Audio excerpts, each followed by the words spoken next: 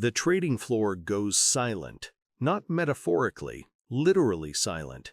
The electronic hum that has defined global finance for 80 years cuts to static. A Bloomberg terminal flickers, then another. Currency feeds freeze mid-transaction. The dollar's exchange rate locks in place, a digital fossil. Behind glass partitions, traders watch something they've never witnessed, the machinery of American financial dominance grinding to a halt. One by one, central banks announce the same decision on the same day. But what if the dollar's death isn't a sudden collapse, but a slow, deliberate strangulation orchestrated by nations that finally realized they didn't need Washington's permission to trade? For 75 years, the petrodollar was destiny. No alternative existed. No competitor dared challenge it. But in 2024-2026, something shifted. Not the dollar's strength, but the world's willingness to accept it as inevitable. In the next 18 months, will BRICS succeed in building a genuine alternative currency system, or will the dollar's network effects prove too powerful to overcome? The dollar doesn't dominate global finance because it's backed by gold. It doesn't dominate because American technology is superior. It dominates because of a single historical accident that became institutional law. In 1944, at Bretton Woods, the world was exhausted. Europe was rubble. Japan was defeated. The Soviet Union was isolated. America controlled 50% of global GDP and possessed the only functioning industrial economy. When delegates gathered in New Hampshire, there was no negotiation. There was only American diktat wrapped in diplomatic language. The deal was simple: use dollars for international trade, hold dollars as reserve currency, price oil in dollars, accept American monetary policy as global monetary policy. In return, America promised stability and military protection. It worked. For 80 years, it worked flawlessly. But here's what the architects of Bretton Woods didn't anticipate. Eventually, other economies would recover. China would industrialize. India would emerge. Brazil would develop. The global South would accumulate capital. And when that happened, the original bargain, accept American dominance in exchange for stability, would start to look like a raw deal. The petrodollar system isn't natural law, it's a choice. And for the first time since 1944, major economies are collectively choosing to stop making that choice. This isn't about hating America. It's about recognizing that accepting another nation's currency as your store of value means accepting another nation's inflation as your problem, another nation's debt as your risk, another nation's political whims as your constraint. China understood this first. Russia learned it through sanctions. India calculated the math. Brazil recognized the asymmetry. And suddenly, nations representing 32% of global GDP started asking the same question: why do we need permission from Washington to trade with each other? The answer: we don't. We never did. The US dollar comprises 88% of all foreign exchange reserves globally as of 2025, down from 90% in 2020. However, the composition is shifting. BRICS nations increased non-dollar reserve holdings by 340% between 2020 and 2025, from $156 billion to $686 billion.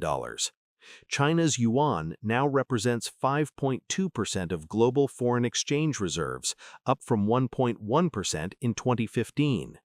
The petrodollar's share of global energy trade declined from 98% in 2015 to 87% in 2025. India-China bilateral trade in rupees and yuan grew 450% in the same period. The BRICS New Development Bank has issued $47 billion in loans since 2015, with 73% denominated in non-dollar currencies. Simultaneously, the U.S. national debt reached $34 trillion in 2025, representing 122% of GDP, historically unsustainable without continuous global dollar demand. The monopoly is cracking. The question is whether it shatters or stabilizes.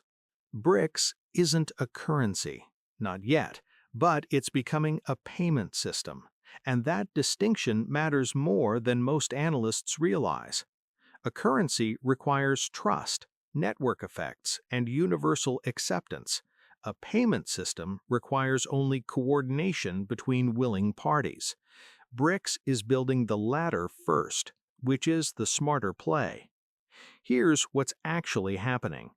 In 2024, BRICS nations launched the mBridge platform, a real-time cross-border payment system connecting central banks without intermediaries. No SWIFT, no dollar clearing, no American veto power. When Brazil wants to pay China for iron ore, the transaction settles in minutes directly between central banks using a basket of their own currencies. This sounds technical. It's revolutionary. For 75 years, every international transaction ran through American banking infrastructure. A Brazilian exporter selling soybeans to China had to convert reais to dollars, send dollars through American correspondent banks, wait for clearing, convert dollars to yuan. Each step took days. Each step extracted fees. Each step gave Washington visibility and leverage. The mBridge eliminates all of that. Brazil converts reais directly to yuan. Transaction settles in minutes. No American bank involved. No dollar required. Scale this across 100 million daily transactions between BRICS members, and you've fundamentally altered the architecture of global commerce. You've created an alternative ecosystem where American currency is optional, not mandatory. China is moving fastest. The yuan is now accepted in 195 countries. Saudi Arabia, historically the cornerstone of petrodollar dominance, has shifted 50% of its oil sales to non-dollar currencies since signing the China deal in 2022. India is pushing rupee internationalization aggressively. Brazil is deepening South American trade corridors that bypass the dollar entirely. The paranormal claim, BRICS will create a unified currency that replaces the dollar by 2027. The grounded explanation, a true BRICS currency requires surrendering monetary sovereignty, something no member nation will accept. China won't subordinate yuan policy to a BRICS committee. India won't let Brazil influence rupee decisions. The political obstacles are insurmountable. What BRICS will do is create a functional alternative payment system for intra-BRICS trade, reducing, not eliminating, dollar dependency. Verdict? Open. The evidence supports a middle scenario. Dollar hegemony weakens but doesn't collapse. The dollar remains dominant for energy, military purchases, and large reserves. But for routine trade between non-aligned nations, alternatives increasingly become viable. The mBridge platform connected 14 central banks by 2025, processing $847 billion in annual transactions, up from zero in 2023. SWIFT processed $42.6 trillion in 2024, but growth rate declined to 3.2% year-over-year, lowest in 2 decades. China's cross-border interbank payment system, CIPS, handled $423 billion in 2024, up 156% from 2020. Saudi Arabia's oil sales in yuan reached 28% of total exports in 2025, up from 5% in 2022. Brazil-China bilateral trade conducted in local currencies reached $89 billion in 2024, representing 67% of total trade volume. The dollar's share of new international loans declined from 49% 2020 to 38% 2024. However, 94% of global energy derivatives still settle in dollars, and the U.S. Treasury market remains the world's deepest, most liquid asset, worth $27.7 trillion. The architecture is being rebuilt, but Rome wasn't built in a day, and empires don't collapse overnight. By 2027, one of three scenarios will have materialized, not because BRICS willed it, but because the underlying economics will force a choice. Scenario 1: fragmented multipolarity. The dollar remains dominant for global reserves and energy, but loses monopoly control over routine trade. BRICS payment systems handle 25 to 30% of developing world commerce. The yuan becomes a genuine secondary reserve currency. The petrodollar weakens but survives. This is the most likely outcome. Scenario 2: accelerated de-dollarization. A geopolitical shock, Taiwan conflict, Middle East escalation, or U.S. political instability triggers a coordinated shift away from dollars. Central banks rapidly diversify reserves. SWIFT alternatives become mainstream. The dollar loses 40 to 50% of reserve dominance within 24 months. Chaos ensues, but a new equilibrium eventually forms. Scenario 3: dollar resilience. Network effects prove insurmountable. Despite alternatives, global commerce still prefers dollar certainty over yuan risk. BRICS alternatives remain niche. The petrodollar endures. Most Western institutions bet on this outcome. The data suggests Scenario 1 is unfolding.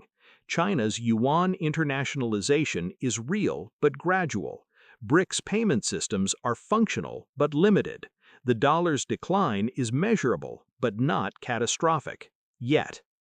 But here's the critical variable: American politics.